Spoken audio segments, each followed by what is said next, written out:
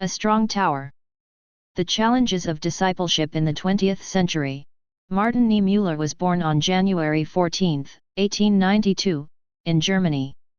After serving as a German submarine commander during World War I, he studied theology and was ordained a minister in 1924. He watched with growing concern the developing Nazi movement and the anti-Semitic rhetoric of Adolf Hitler.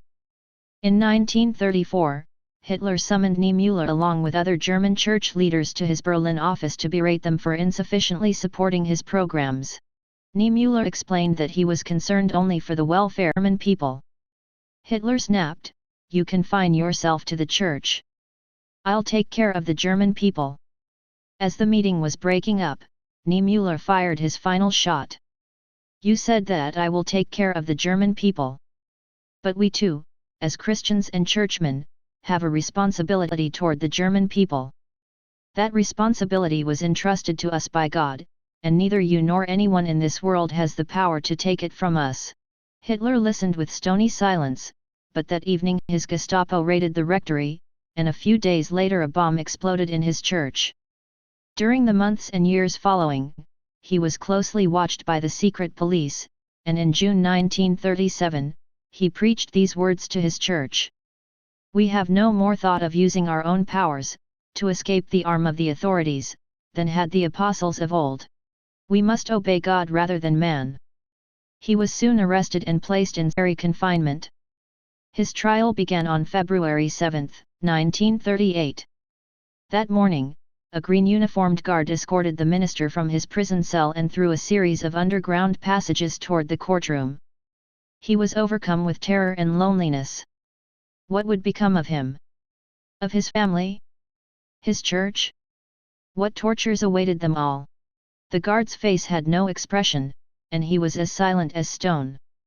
But as they exited a tunnel to ascend a final flight of stairs, Niemöller heard a slight whisper. At first, he didn't know where it came from, for the voice was as soft as a sigh.